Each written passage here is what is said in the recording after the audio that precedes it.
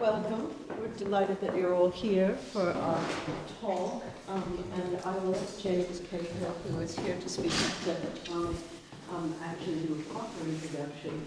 But I wanted to welcome and to say that this show is its last day, but we're delighted to be showing Seb Patane in Studio M. And this show is called In the Sharp Gust of Love.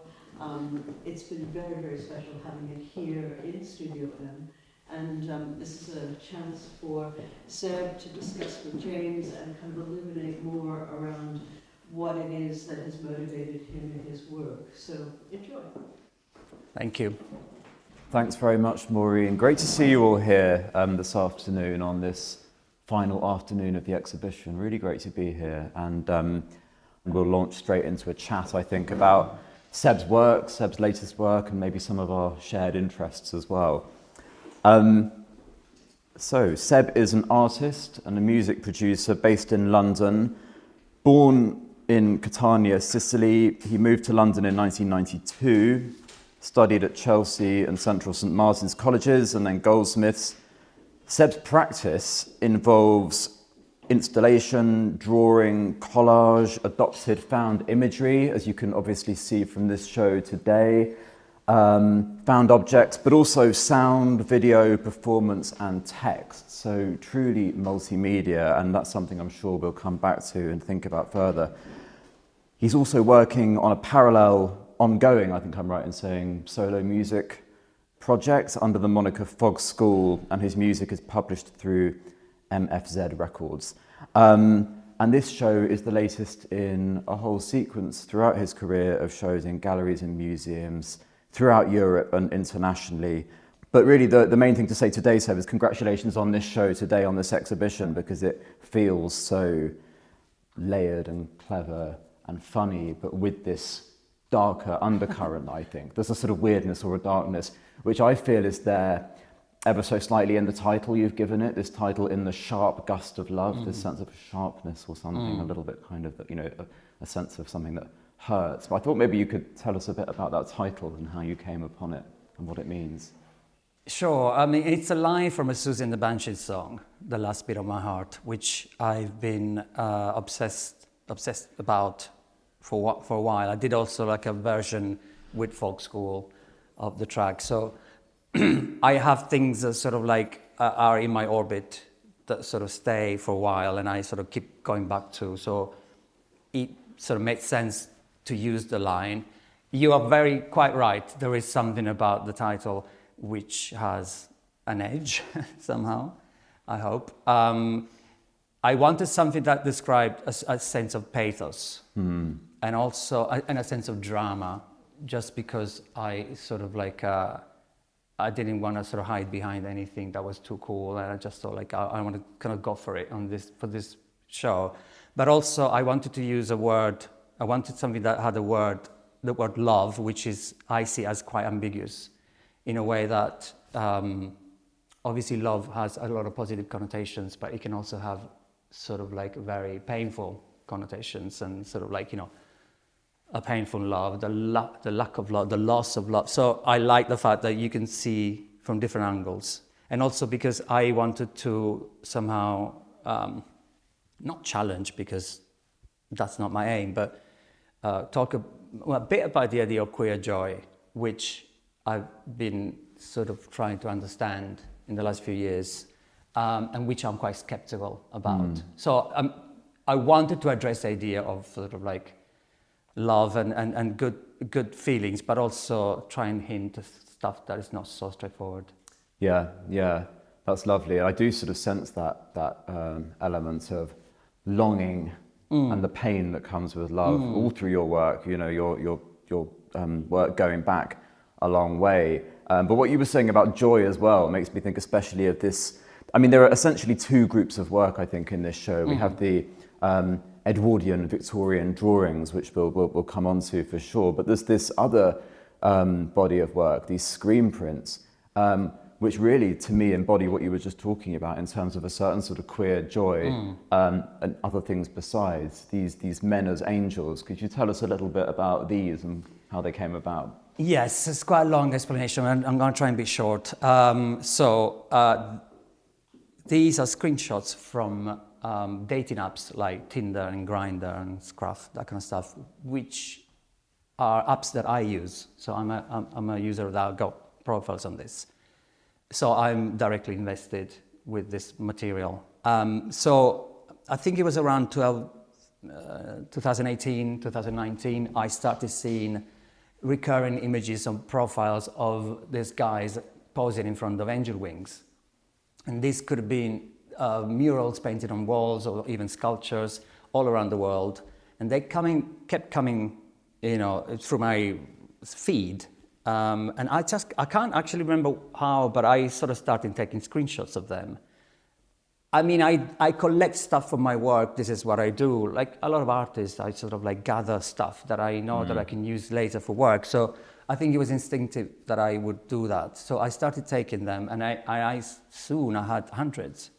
And it seemed to be quite a phenomenon, quite a thing that these people were doing.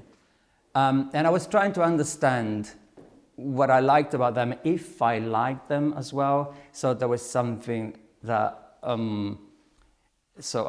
Maureen and I were talking about it at lunch. It's the idea of cringe. Yeah. So we could call it queer cringe, maybe. I was supposed to queer joy, because there was something in me that made me think like, I would never do that, But then I thought, well, why? What is this? And so that kept coming back. And then basically, eventually, I started making collages. So I removed the information, the profile information, and I printed the image onto an A4 canaletto piece of paper, and I pasted an image of a loudspeaker on top of the face. This is because I needed, on one hand, to conceal their identity, because my aim was not to expose, although they're already obviously on social media, on me, they're there. There's no secret here, but as an artist, that was not my interest. Mm-hmm. So I needed something to conceal the identity, but also I started thinking about the way these people were collected. It almost became like an angel choir. Yes. So I referred to the image of the speaker also to give a hint of my interest in sound and music. So, and also to give a voice, in a way, to these people. Yes. And create an alternative imaginary community. Yeah. So eventually I did about 50, and I showed them in a show in Dalston, a space called Reedy Road Project Space. And I showed about 50 of them in a sort of formation. It looked almost like an orchestra. I put myself in there. I've located a pair of angel wings in London. I took a picture of myself because it's important for me to indicate that I don't see myself as removed from this. I don't see myself as better or cooler, because that is something also that sort of came into conversation, especially with friends. Mm-hmm. So then there are ideas of queer hierarchies, like I'm a better gay than you, I'm cooler than you, that kind of stuff. Some of my friends I saw the show in Dalston were cringing. They were like, I like them, I wouldn't never do it. It wasn't really understood, and some people were like, well, how do you position yourself in that? I don't position myself as better. Yeah. So I put myself in the middle without actually a speaker in front of me, so you can see my face. Yeah.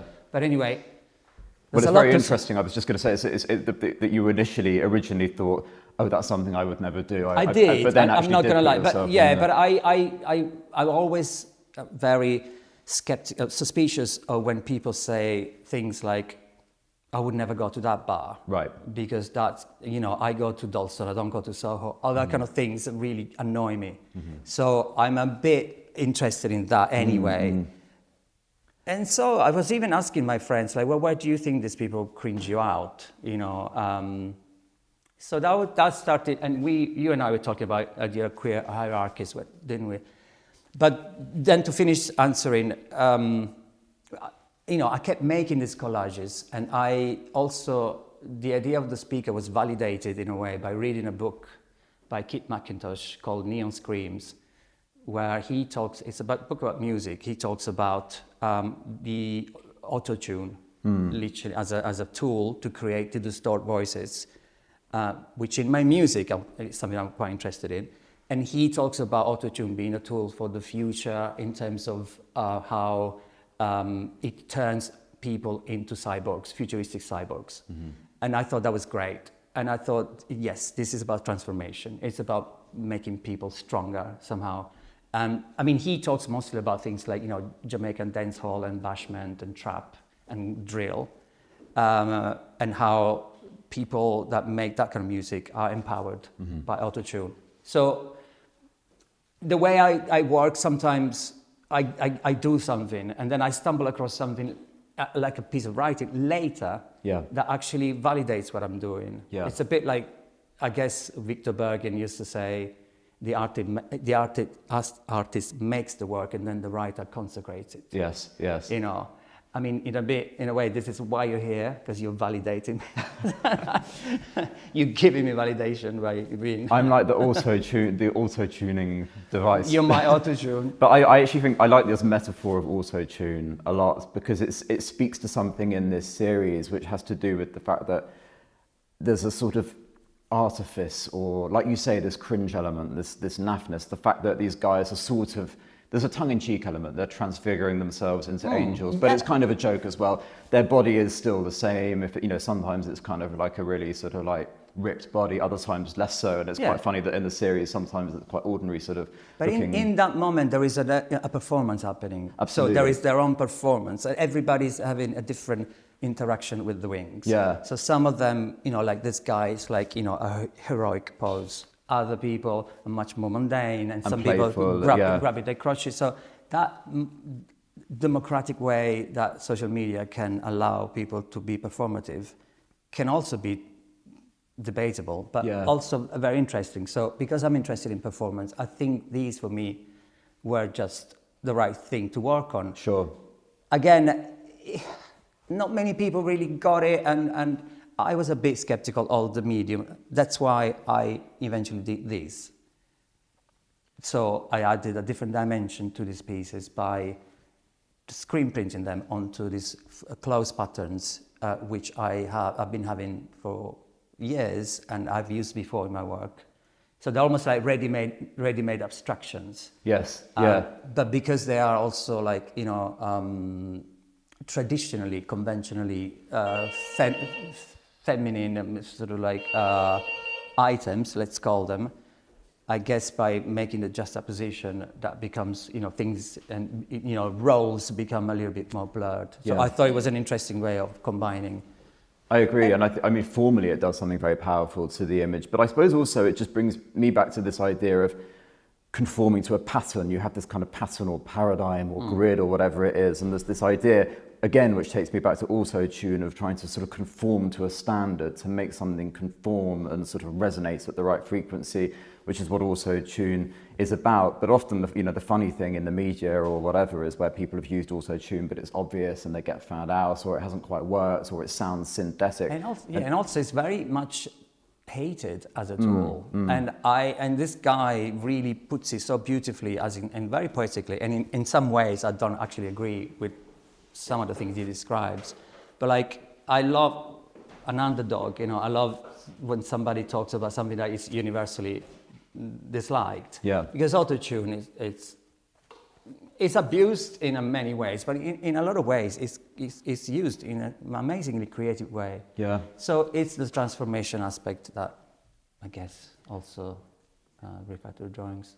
I mean, I guess this is something you've been saying already, but these works, and actually all of your work, I have this sense of people sort of trying to conform to a standard, and sometimes the amusement or the power or the interest is when that attempt to conform doesn't quite work. And I suppose in my novels, I've often been thinking about characters who try to live according to a certain standard or a certain image they have of themselves, and then fail to in some sort of appalling or funny way, and that failure is also important. And I guess that is what I meant when I say that these images of the guys on Instagram and other places, there's a sort of tongue-in-cheek element to it, or a cringe element, because it doesn't quite work. It's not quite perhaps what it's supposed to be. well, it's not cool, Right, right. but I mean that, I want to go beyond that, and see what you can do. But I think, and in terms of this exhibition, I think this have been received much better by people that I talked to. They've been accepted. I think some people said to me, like, I think you got somewhere now with this new dimension, and I guess that's what you do as an artist. You sort of like, keep working until you get to the right. Nothing's ever finished in a way. I think that's right. I mean, to me, there are very direct connections between these two bodies of work, because if we look at the Edwardian, Victorian drawings, I always call them both because I suppose the source images span both those periods, right? Yeah, it depends on them. But those two seem to be very much about one's performance of self. These are, I mean, tell us a little bit about the source imagery and where you get these photographs from. Theatre magazines from the sort of Victorian, Edwardian era that I started buying ages ago, and then from flea markets, like I bought these, and then eventually I just find them on eBay, and so, I got loads. I was, also very kindly donated a whole sort of like library of them. By a friend of Maureen, Susan, wonderful. So I have so many, and I do lots of editing. And when I started doing them, I had the magazines already. I didn't quite know what to do with them. Again, as I said before, it's just stuff that I gathered because then I hoped I can make it into work. And then I started making these drawings. But again, I was very hesitant because I was doing, up until that point, I was making mostly like video and sound and installation. So when I made these drawings, it was very weird for me to consolidate something into like a small piece of paper. But it was the right time for me to do that. And then I started making loads of them. And as I make them, I try to understand what they mean, what they do. There's a lot there in terms of references to other aspects of my work, like my installations, performances. Yes, and there's a sort of layering for me as well, which I see a lot in your work, in the sense that you sort of in these pictures see or glimpse the actor, the character that they're playing, the sort of then the kind of photographic framing of this scenario, the fact that it's, they're not just figures on a stage, it's a sort of tableau that's been created for a magazine. There are these different layers of artifice, if you like, and you've then obviously added to them or perhaps taken away from them, because there's this sense that you're sort of simultaneously adorning these images and kind of defacing them. I like this idea that you're sort of drawing out or defacing or redacting the image. Well, they're always images that I really like. So I've been asked in the past, like, oh, do you intend to be going against the image? I don't. I intend to go with the image because I like them. I don't intend to be subversive that way. It's difficult. Like some of them take me ages to understand if I can work on them or not. I've learned to understand that some of them should be left untouched because they're already too rich. Others have possibility for interaction. It's always. But when we talk about layerings, for me that's very crucial because I sort of see myself as a sculptor. Right. Yeah. So when I think in terms of constructing stuff, when I make these pieces, and it is about layers, and it is about composition and rhythm. For me, it's completely crucial that if I look at it, I can go around the page and I'm satisfied by the rhythm. I love what you said about the fact that you're not defacing them, and you're actually extending elements that are there in the pictures. I think there's one at the end there where the sort of embroidery on the woman's dress seems to be kind of replicated or echoed in the marks that you're then making. But at the same time, there is this sense in which you're kind of, literally like you do with the angels, you're sort of blocking out the head, you're removing the head. And I wonder if there's a sort of power, there's more of a power about the fragment sometimes, the fragmentary body, the headless body, like with a Greek or Roman statue, than there is with a I mean, my idea is to empower these people, not to sort of take power away because the face is gone. You know, there's a lot of, you know, power, I guess, in the absence of facial features. Yes. Because as a viewer, you feel a little bit taken aback, and it, as people, you know, as viewers, we always want to see somebody's face, and that's where all the attention goes. So with these drawings, for me, it's more about composition. And yes. more about sort of like the abstraction of everything rather than the narrative of their face, because once you have a face, you just have a narrative. And I am interested in narrative, but not in this respect. Yes. For me, it's actually the removal of the face is what makes me think more deliberately and consciously of the actors themselves, the real people who are playing these parts, the way they hold their bodies, the way they're trying to inhabit a role. If I just saw the face, I think I would perhaps just more immediately see the character they're playing. You do, yeah. They become something else. I mean, if I had to show you, yeah.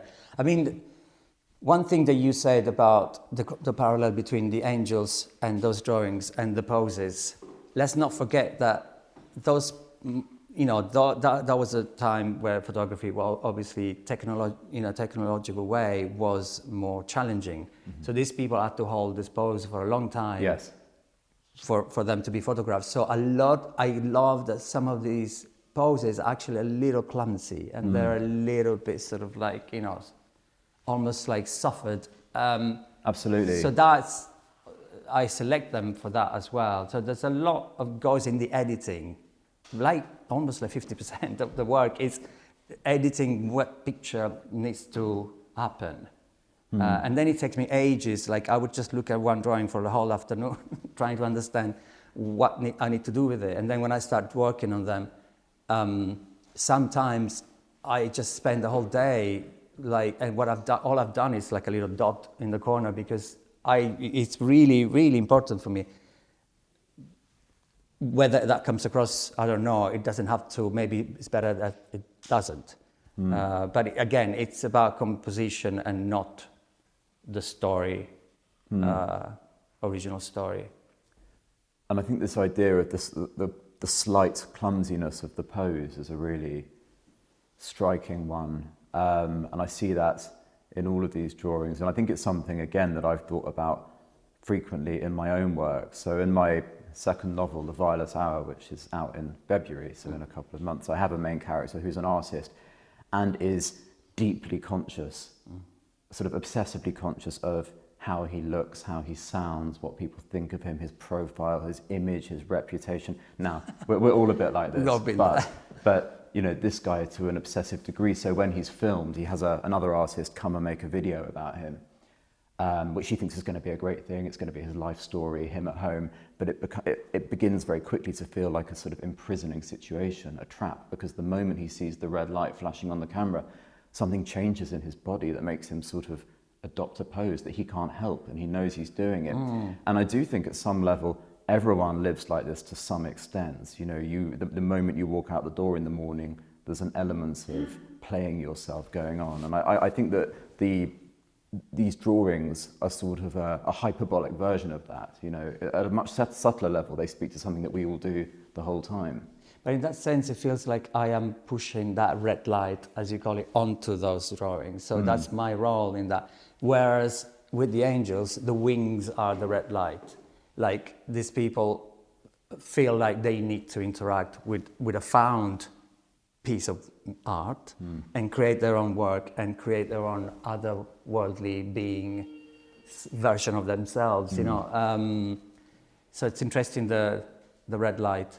I mean, the red light could also be social media. I sometimes feel like social media, Instagram, whatever, these dating apps, filters, the way that everyone is, you know, this self-fashioning is now something that is all refracted through social media. That too is the red lights in a way. But you construct, yeah, because you construct yourself through those things. I mean, like, one thing I was thinking about the drawings when I was preparing the show is just how much they are about transformation as well. And because a lot of the work, the stuff that I do is biographical in a way, like I was thinking about my teenage years as a goth, you know, like, and I never quite realized how much that was about transformation. Yes. It was basically transforming yourself into someone else that for a few years or maybe an evening. You know, it's that sense of adventure, of magic. So I think there's a lot there, and I think I see that in the Angels, because if I feel like these guys want to sort of escape and sort of like be like a higher being for like a minute. Yeah. So I think that's great. Yeah. You know, like you can just like play around with your own performative narrative. Yeah, I really like that. I mean, I wanted to ask you about how far your own life, your own experience is in the work, because I find that quite a difficult question to answer when I get asked it in relation to, for example, the fiction I've written. I can see at some level that my life is entirely in there, my experience is all in there, because how could it not be? But in another way, it's quite hard to disentangle the you know, one's own experience from what you've created at a fictional level. So much of it happens subconsciously that it's quite hard then to go analytically and say, well, actually, yes, that's directly from my own experience, or that is somewhere in my own experience. I find it quite hard to do, to be I don't know, to be transparent with myself about. I mean, I would lie if I said that my work is not influenced by my own life. You know, it is. I mean, how can it not be? It's just a lot of the stuff that, I mean, it's not just taking from my own history, it's also thinking about how to interact with things. Yeah. So, but that comes from me, you know, like... and I suppose also the kind of the society or the sort of worlds you've lived in, whether that's a sort of, you know, if we talked about the kind of sensibility of your work, there's a sort of, I think there is a queer sensibility, sometimes a sort of slightly camp, playful sensibility, and that obviously has to do with the worlds one inhabits, or it can have to do with No, that. absolutely, but as I said, I'm learning to understand what this means as well in terms of like all these new queer theories. Well, not new queer theories have been going on forever, like these new queer conversations, you know. What we were talking about, like queer sexual capital and temporary capital. Right, yes. Which is something that I realized, I just also... And have I understood this? So erotic or sexual capital is the sort of the leverage you have in terms of your your attractiveness, your charisma, your liveliness, your sort of your sex appeal, basically. Yeah, basically. And temporal capital is... I've just learned this from a music review, actually. But I thought it was very interesting because I'm interested in the idea of subcultural capital. But yeah, they were saying temporal capital is basically the way you negotiate your way through a situation, be it like a nightclub or a social event. You know, so temporary capital. And anybody knows it more than me, please feel free to intervene. It's a set of like skills that you have, social skills, to negotiate your way into society in a way, paired with sexual capital, which is basically your level of attractiveness that makes you sort of like fare better in these situations. Yeah. So why are we talking about it? Because of, I guess, the Angels and the sort of like, you know, the visual aspect of... I think it's really embodied in the Angels, and it takes us again back to this idea of social media, because I think that is something that has caused people to sort of think much more deliberately in those sorts of ways about their, for want of a better term, sexual capital, whatever, erotic capital. It's something that social media has sort of induced in us, or in a lot of people, and I guess that's what the Angels are sort of riffing on, or that perhaps. Yeah, I mean, it's yeah, I think so. But while you were talking, something came to mind in terms of your book. So, do you want to say something about Tiepolo Blue? So I asked James to have a chat with me because we've been talking a lot since before the pandemic, right? And then his book came out, his first novel called Tiepolo Blue, which I loved, and there was aspects in the book that I really could relate to, and in a way, even about sort of my experience with this show. Do you want me to tell a bit about Tiepolo Blue? Do you want to talk about Tiepolo Blue? It's a fantastic novel filled with like sex and art and sort of like a shocking sort of like a moment in the gay saunas. Yeah, well, it has all well, of just that. one. It has all. No, thanks, Seb. No, it's true to say it has all of that. I mean, I've been struck for a while by how many correspondences there are between. Although what you do is very different from my novel writing, there are lots of correspondences and overlaps in terms of the way we think about persona, the way in which people sort of try to live through a persona and inhabit a persona, and then the limitations of that. I suppose that's the core subject of Tiepolo Blue, which, as you say, is my first novel. It came out a couple of years ago. The main character is an art historian, a guy who has this very rigid persona, this artificial persona, really. His views have never really been challenged by anybody. He's got very sort of crystallized ideas about art and beauty and the world, but he's also completely inexperienced in terms of love or life or real world experience. And he has, over the course of the novel, he has this very sort of progressive rude awakening, where he has to leave Cambridge under a cloud. He basically gets cancelled. And he goes to South London, and it seems like his life is falling apart because the persona that he's always relied upon in the past is no longer really working for him in all sorts of ways. But it's actually a kind of liberation or an epiphany, because he meets this young artist who's one of the kind of 1990s new art scene.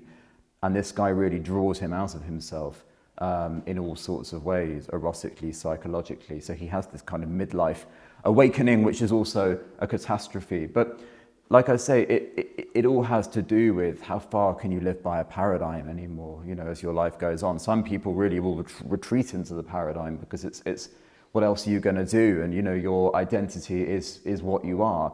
And other times that just collapses, which is what happens in Tiepolo Blue. And I think it's something I'm exploring again in the new novel, The Violet Hour. I mentioned the main character, this artist, who is really imprisoned by his persona. Success can be like a trap in that way. You know, the idea that other people have of you, your name, what it represents to other people, becomes this kind of brand, this mark, this thing that you can't escape and that you yourself don't even really recognize anymore, to the extent that you might actually be chasing something in the past that feels like your real self, the real you that you left behind a long time ago. And I think that sort of dissatisfaction that a lot of people have is something, you know, the difficulty of having to fulfill a role is something that we all struggle with at a certain level. And it is something I see in your work, the kind of, like you were saying before, the slippage, the clumsiness of a pose, the fact that a pose can feel and does feel sometimes artificial, because it is, you know, even at the moments of kind of, you know, the heroic moments of punching the air, there's a sort of absurdity to it as well. How could that be real? Well, it's not real. Well, if you crystallize it in an image, you know, then if you make the decision to, like, this is the image I'm going to propose to the world and I'm going to punch the air, then you've done it and it's there forever. So you have to take the responsibility of that image. You know, that's another thing, you know, like, you're responsible for this picture, this performance you just created. One thing I like to say about Tiepolo Blue is that I found very interesting was that basically there is a moment, I'm not going to say too much, but there is a moment where, as you said it, the main character gets cancelled. And this is a narrative which is set in the 90s, before that term, before that expression was even invented in a way. He makes a faux pas, doesn't it? He has a moment where, you know, basically what we can call woke culture catches up with him, and he therefore needs to change his life. And I thought that was really clever and great to address those things. But the way I liked thinking about Tiepolo Blue is that because when I prepared this show, I mean, you know, obviously my last show with Maureen was a while ago, but I've done my things, but, like, you know, I haven't really showed this many drawings in a while. So I was a bit thinking, like, well, anything can happen. Either total indifference, or someone can come and just say, I think these are problematic. Yeah. Because it can just happen nowadays. Anybody can spin a narrative on you as they want. And I don't have a problem with that, by the way. I think we live in very interesting times. It's not criticism. But it was something I was thinking. That's why I thought, talking to you about, you know, Tiepolo Blue, if you ever get to read it, this idea that you sort of find yourself in a bit of a situation that you didn't really want to. Sure. I mean, nothing else has happened. But maybe tonight, maybe today, you can say. But But we chatted a bit about this idea of wokeness and woke culture. I mean, and who hasn't, because it's a very sort of current thing over the last few years. But it is an interesting way of thinking about creating and what it means to create something, how far you have to sort of try to preconceive people's responses or change the way you create things because of those anticipated responses, and maybe you don't need to, but it's an interesting thing to be thinking about. Yeah, and of course you don't need to, but it is. I mean, in a way, you sort of have to think about it, but like. But more broadly, it was in my mind. It has to do with again, this bigger idea of the codes by which we live and the sort of the patterns that we feel we have to conform to, and that again is something which your work, I think, returns to again and again, whether it's specifically in relation to contemporary cultural values or something much more universal. I think it's more the latter, but there is this interest to me in your work in the standards that we feel we have to or should or do live by, and how far your sort of authentic self strays from those or relies on them. It's always, I'm always trying to understand stuff, when I make work, it's always been the same. I never start from a point of view of somebody who knows about the subject. I start from a point of view of ignorance, and I just trying to learn. So I never do work like this is about this, and this is what I'm going to talk about. I learn as I go along, and I sort of for me, it's researching and understanding history and things that I don't know. So it's a work in progress. I find it's of course here we are and things are on the wall and these are finished. Of course they are, but at the same time I feel like this is kind of like the beginning. Yeah, I know, it feels like that to me as well, having seen the Angels series at an earlier stage in its developments and seeing how you've developed it and evolved it into these new screen prints. They're so different in a way from where you started. It seems very much to me like this series is ongoing and evolving and I'm sure it's going to turn into something else. I've got so many of these. I mean, I keep finding them, and I'm now sort of not taking screenshots anymore. I think I've reached my archive. It's funny though, about 200. When you first showed these to me, I don't think I'd ever consciously come across this trope of the guy standing in front of the angel wings. And it was one of those situations where the moment you'd introduced me to it, I began to see it all over the place, and it's somehow. Some people said that to me as well. Yeah, other people said that to me. Does anyone have any questions that they'd like to put to Seb? Any thoughts or questions from people here today? I can see a hand. Hi, Steve. Hey. I just wondered, when you started to see a lot of the proliferation of these angel photos in the screenshot, and the discussion you were having about the cringe of it and why people do this, did you reach out to any of the people to, I guess, find out or to engage with their... My friends or the people, the people in the photo? No, but what I did, what I did is when I was installing the show in Dalston, I changed my profile picture to my picture against angel wings. So in a way, I wanted to instigate almost like a reaction or something. So I put myself there. So it was a whole thing. I'm not saying that I get all these messages on Grindr, but sometimes I do. No messages. When I put the angel wing for a picture, and then I was talking to friends, and then I even saw somebody saying on their profile, I'm into this and I'm into this, as long as you're not posing in front of angel wings. I was like, wow, there's definitely something there. And I contacted this guy and I said, I'm actually doing a project about this. And he was fine. He was like, oh, we can talk about it. No, I didn't contact them. However, obviously, I've always thought am I doing the right thing by using these people? I mean, I think once we agree that we put our pictures on Instagram or Grindr or on Tinder, we know that picture is going to be used. So in a way, I don't feel so much like a moral responsibility. I'm not saying this is your question, but I'm taking that excuse to say. But it's amazing how at this day and age, a lot of people really don't care. When I did the show in Dalston, a friend came to see, and he actually recognized one of the angels. And he was, oh, that's my friend. Do you mind if I take a picture and send it to him? I was like, oh my God, no, yeah, let's see what he says. And he did it just there in front of me. And this guy's reply was, lol. I mean, that was that. He didn't care. He didn't care. He didn't even say, like, why am I on the wall? Why have I got a speaker on my face? What's going on here? Nothing. So it's amazing how we are so involved with our own stories that we don't care when other people do anything, as long as we get a like. But, like, that was very interesting for me. I was like, God, I mean, you know, that's, I mean, not that I want to provoke anyone, but, like, yeah. I suppose my question was more pointed about the idea of what made them decide what they think that represents to them standing in front of them. No, it's a good question. I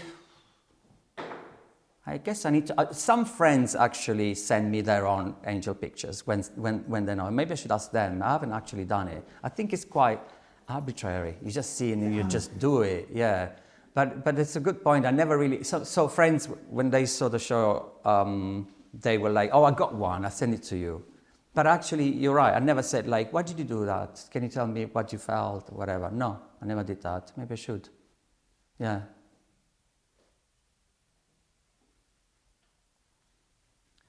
What about this work? The one, the guy in the middle. Yeah. He's very different. So that is actually a photograph.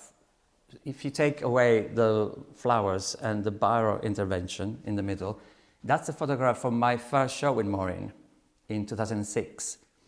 It was part of an installation, and it was supposed to happen as a performance of the opening night. So I was talking to this guy, and we took the picture because I knew that I was going to put the picture after the private view day on the wall as a signifier of what was happening.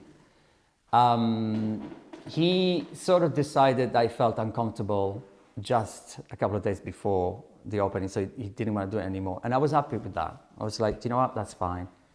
So that was part of that installation, which had sound, which had other prints on the wall, which had construction with speakers. It was kind of about the idea of music as protest, sort of like a combination of futurism and the idea of protest and industrial music. There was a lot of stuff. Anyway. And basically, I came across this picture a while ago, and because I appropriate work, I feel like I can appropriate my own work. So I just thought this has got a lot about what I'm talking about in terms of like suggested idea of violence, performance, costumes, a certain queer aesthetic, and I just consolidated into a piece of work. And so I did this. I've been working with pressed flowers before. I do it in my college work, and I just made it into I just consolidated into a piece of work, new piece of work. So it became a collage. For me to insert it here was not only like a way to refer to a lot of things I'm interested on, but also like a nod to my history with Maureen, and sort of like making a circle and talking about like how things go in circle, and how I refer to all aspects of my practice. Yeah. It's interesting to me because while it feels in a way anomalous, it does connect with everything else in all sorts of ways. But with the sort of the props, the slightly sort of theatricalized elements, the way that you've created this costume in a way that you're sort of doing at times with the Edwardian Victorian drawings, introducing your own little bits of stagecraft. Well, and it's also about unrealized performances, because I do a lot of that in terms, not only like happened there, but also with drawings, because of space, because of time, because of budget, whatever. But also going back to the cringe, because I've done live tableaus before, and people really like them, but they make me cringe. I mean, like die when I see these guys performing. I mean, it's my problem. It's not their problem. It's never been. And every time I do a tableau and I talk to them afterwards, they're like, "Oh, we loved it," and they were just there for 4 hours holding a stick. But I am dying inside. I feel such a sense of embarrassment. So for me to have a picture, I'm like, great, I can relax. I do think this idea of cringe and embarrassment has been such a sort of rich one, and one that we could talk about. I'm pushing a bit too much. But I think that for me, I'm just thinking out loud here, but cringe often can be a sort of a profound kind of identification with something, because I think you're maybe seeing a little bit of yourself in a way that you don't like in a situation, or imagining yourself in that situation. I think there is a sort of identification at work when you feel cringe. Yeah, sure. What if I looked like that? Or you're aware of your own presence in this wider situation. You feel perhaps implicated in some way, or not separate from it. Absolutely. I mean, when I scroll on Instagram and I see these like super hot guys taking endless selfies of them, part of me cringes, but part of me is jealous. I'm like, I wish I could be that good looking and do that. Why not? Why should I not do that if I'm that great looking? Of course I would do that. So there's a relationship to sort of the body, I guess, which, there's a lot, I guess, here. And images of gay man. I mean, this is another one. I don't know if you want to say anything about this. He wasn't a gay man, but in my view, it's like the archetypical bearded gay man. Put you on the spot. You should maybe explain very briefly because you were talking to me about this just before the talk. This design or stencil has become a sort of emblem of yours. It's all through your practice. It's almost like a tattoo, yeah. So for people who don't know, this is an image. It's also on the cover of this book. It's also like as a badge which you can have if you want. I made it into all sorts of things. It's an image which I found in one of the Victorian magazines that I collect. It was a caricature of a French president from about 1844-45. The French president was called Sadi Carnot. It was a well-loved president at the time. This street artist made this stencil. It was a paper toy which he sold. Basically you would point it against the sun, it creates a shadow on the floor. And this guy made an astonishing amount of money from the sales of this toy. It made £10,000. We're talking about 1845, so it's an incredible amount of money. And anyway, I just kind of find this image incredible. It's so modern and so sharp, and I wanted to. The other thing is like that this. So the street artist was arrested because he was using the image of the president unlawfully, and then he was released because the president was amused. But the icing on the cake is that eventually Sadi Carnot, the president, was assassinated by an Italian anarchist. So I really like that aspect. Not that I want to be a murderer, but I think it just collates a lot of stuff.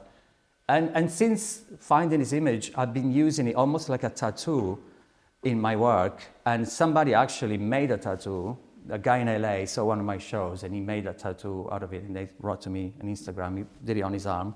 Obviously, this is not my image, but I took it on and spread it a bit, so he saw it as my image. But yeah, since then I've been using it in many ways. Painting, I made it out of wood. I made a temporary tattoo. Just kind of like on a mission to make this image as popular as possible because I love it so much. I think it's so incredible. Yeah, well, it does feel to me like a very apt emblem of your practice because it's got this incredible sort of visual power, and it's very arresting, but is replete with history and meaning and interest. And it's an archetype, isn't it? It's a bearded guy. Yeah. And it could be a little homoerotic, if we want. Absolutely. So that's something that I wanted to be, also to punctuate the show in a way that it felt a bit more like an installation, the whole thing, and it created a rhythm again with different sides. Sort of like, No, well, it definitely does that. I think we'll all agree this is a beautiful installation, and congratulations, Seb. And unbelievably, we've been talking close to an hour, so I think we should end the talk there, but obviously if Any you do last have questions? You can ask anything you want. well, I'm sure there'll be time straight afterwards as well if people have any questions they want to put to Seb. So, well, thank you very much, everybody. Thank you, Seb. Thank you, James. For that. This is good.